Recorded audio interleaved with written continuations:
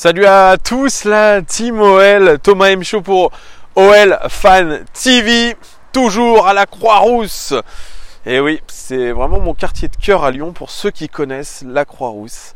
C'est un petit village, c'est une bonne ambiance de vie, un très bon quartier à vivre. Et puis on surplombe Lyon surtout, regardez, c'est ce que je vous avais montré dans une précédente vidéo. C'est très très chouette. On est à l'arrêt Rouville, place Rouville pour ceux qui connaissent.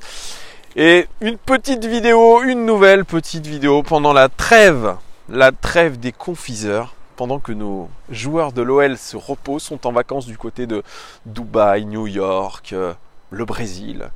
Eh bien, nous, on va revenir un peu sur la première partie de saison de l'Olympique Lyonnais.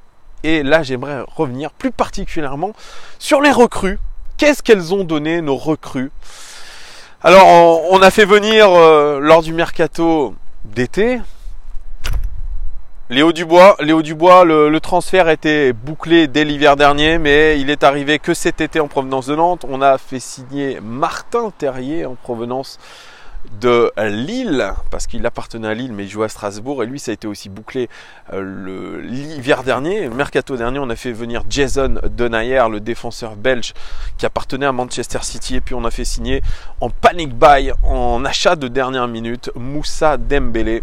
Qu'est-ce que ça a donné? On commence avec Léo Dubois. Léo Dubois, c'est 11 matchs avec nous, 597 minutes jouées sur les 2970 possibles. Donc c'est 20% du temps de jeu de l'Olympique Lyonnais, ce qui est très peu. 2 buts pour lui, 87% de passes réussies, ce qui est plutôt pas mal.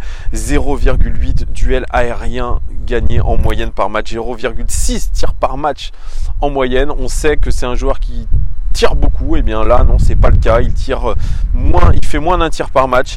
Il fait 1,6 tacles par match en moyenne. Il fait une interception et puis 0,3 passes clés. Ce sont des statistiques assez faibles pour Léo Dubois, comme vous pouvez le voir.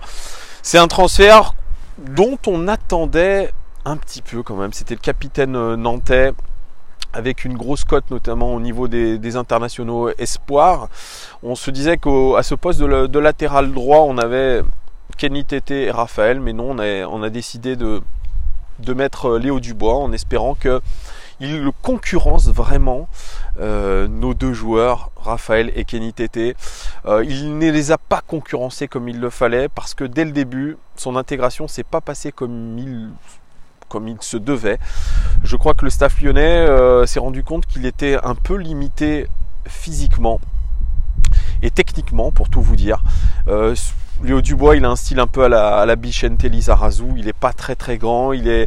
C'est un très bon passeur. C'est un joueur qui a une belle qualité de centre, mais malheureusement dans le style de jeu lyonnais, c'est pas ce qui prime. On sait que notre équipe centre très peu, surtout en début de saison.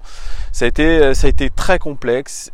Il a eu vraiment des difficultés à s'intégrer et à faire jouer cette concurrence. Et pourtant, il a marqué un but très très important en Ligue des Champions face au Shakhtar Donetsk.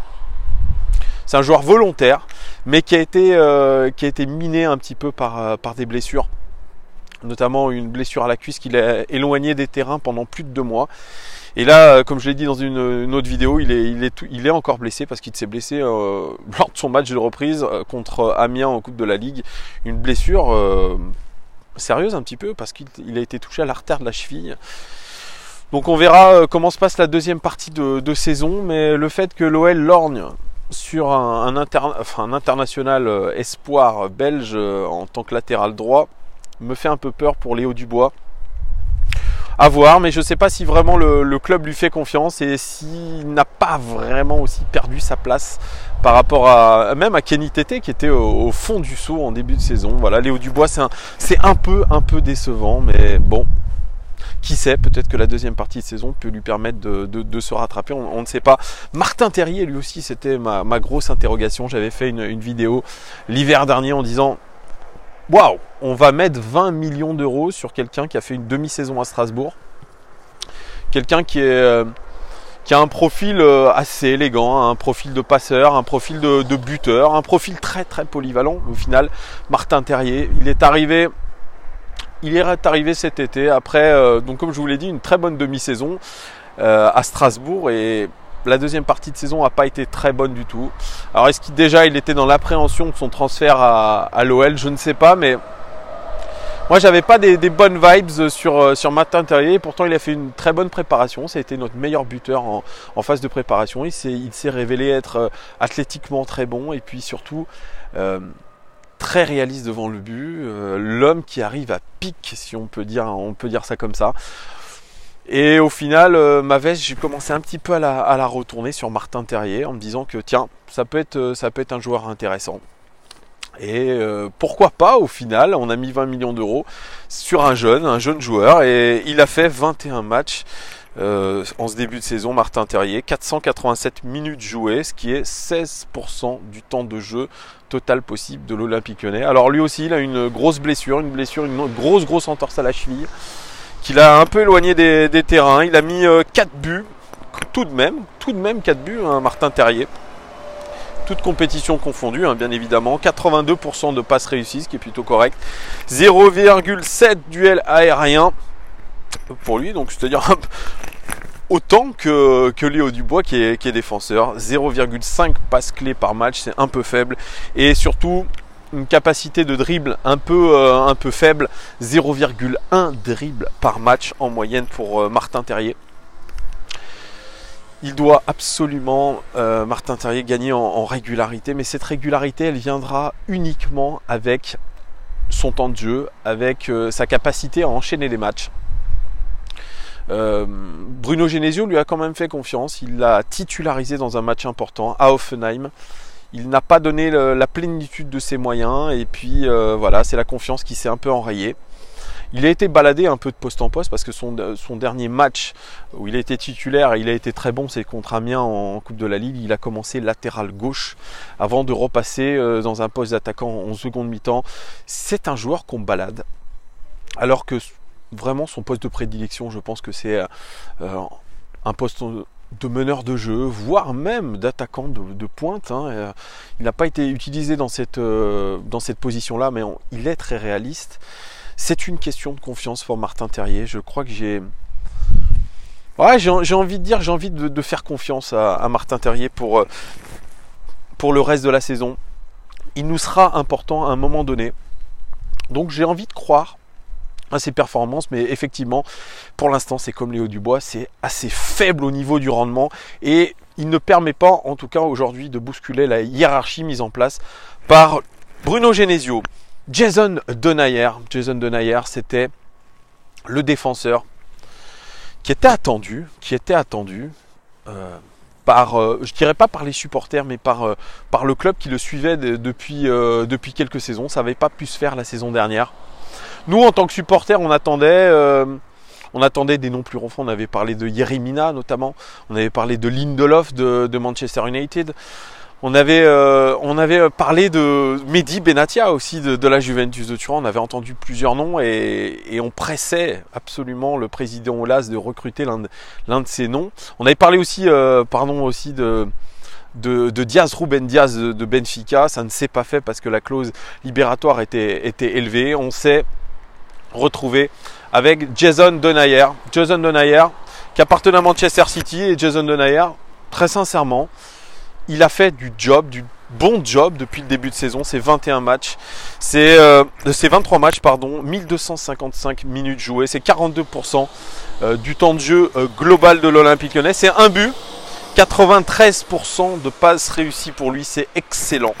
1,6 duels aériens gagnés par match. 1,1 tacle réussi. 0,3 fautes. Il fait très peu de fautes, Jason Denayer. Ça, c'est extrêmement positif. 4,3 dégagements et une interception en moyenne par match. Ce sont des statistiques qui sont très bonnes. On a beau dire, mais Jason Denayer, lui aussi, il a été miné par les blessures par le passé. Et il voulait venir à l'Olympique Lyonnais dans ce but d'une stabilité et il l'a trouvé de cette stabilité. Il a souvent été aligné avec Marcelo en défense centrale. C'est un joueur qui prend de plus en plus ses marques au club, qui a été tout de suite, il faut le dire, opérationnel. Hein. Il a tout de suite été opérationnel et vraiment c'est ce qui m'a frappé, c'est qu'on avait l'impression qu'il était là depuis longtemps. Et on peut vraiment compter sur lui. Alors bien sûr, il nous fait peur un peu de temps en temps, mais j'ai confiance vraiment en Jason Denayer. Je crois que le club aussi en est content. Malgré tout, on n'a pas des statistiques défensives encore excellentes, mais le joueur en lui-même, pour moi, c'était une très bonne recrue. Et puis, je vais finir avec Moussa Dembélé. Moussa Dembélé, c'est le panic buy acheté à prix d'or au Celtic Glasgow après un bras de fer de la part du joueur. Le Celtic ne voulait pas le lâcher et pourtant ils ont bien été obligés de s'y résoudre. On a fait le forcing pour cet attaquant-là, qui est un attaquant un peu atypique. Hein. C'est un joueur très puissant, un joueur qui est bon de la tête et qui est quand même assez réaliste parce que ces statistiques, je vais vous les donner, c'est 21 matchs, c'est 780 minutes jouées sur le terrain, c'est 26% du temps de jeu total de l'OL. Il n'a pas beaucoup joué, Moussa Dembélé, et c'est tout de même 4 buts de passes décisives, avec des buts quand même importants, que ce soit en championnat ou en Ligue des Champions. C'est 2,2 tirs par match en moyenne, 73% de passes réussies, mais moi ça ne me choque pas pour un attaquant, ça veut dire qu'il tente. 0,8 dribbles réussis en moyenne et 0,8 passes clés en moyenne. Ses expected goals, c'est les buts attendus, il aurait dû en marquer 4, il en a marqué 4. C'est plutôt bon au niveau du réalisme. C'est un joueur pareil qui demande à être mis en confiance, parce que quand il est mis en confiance, quand il est mis dans les meilleures dispositions, je crois qu'il peut donner la plénitude de ses moyens. Bien évidemment, il doit progresser peut-être dans son comportement global. On se rappelle du fait qu'il ait été mis en tribune contre Manchester City. C'est un choix de la part de Bruno Genesio qui n'a pas du tout aimé son attitude de remise en question des choix du coach. Ouais, ça se voit un peu de temps en temps qu'il est mécontent d'être sur le banc. Quand il rentre, il donne pas vraiment, il montre pas qu'il a envie de tout donner. Comme un certain Mariano, qui n'a pas du tout le même profil évidemment, mais qui souci de caméra. Oui, je disais Dembélé, quand il rentre, on n'a pas l'impression qu'il est mort de faim et qu'il a envie de tout donner pour le club. Et c'est ce qui est très très dommage, je trouve, très très dommage. Voilà, c'est mentalement qu'il doit évoluer. Moi, j'ai loué la qualité de Bruno Genesio de bien gérer son effectif, et je pense que s'il ne le fait pas jouer, c'est qu'il y a une raison et qu'il doit absolument progresser, Moussa Dembélé, dans beaucoup de domaines, notamment dans le sens du placement, peut-être être plus efficace dans son jeu de passe, notamment dans son sens du déplacement. Mariano était beaucoup plus mobile, notamment dans la surface de réparation. Moussa Dembélé l'est un peu moins, mais on sent qu'il a cette qualité technique. C'est un tueur devant le but, Moussa Dembélé. Il a planté quand même des buts assez importants, et puis son dernier match contre Amiens en Coupe de la Ligue a été très bon. C'est un joueur d'ailleurs qui s'est très très bien entendu avec Martin Terrier. Moi j'y crois, Moussa Dembélé, et je pense qu'il lui aussi il va nous être d'une grande utilité dans la deuxième partie de saison, les Gones. Voilà, dites-moi vous ce que vous avez pensé de toutes ces recrues, qui vous a le plus plu, qui vous a le plus déçu en tant que recrue. Dites-moi tout en commentaire. Merci beaucoup à vous de me suivre de plus en plus nombreux. Vraiment les Gones, ça me fait vraiment très très chaud au cœur. Je vous promets, je suis très très heureux de vos commentaires, de vos likes, de vos abonnements. Merci à vous. L'Olympique Lyonnais, ça ne s'arrête jamais. Toute l'actualité, rien que pour vous, c'est sur OL Fan TV. À très très bientôt les Gones. Ciao.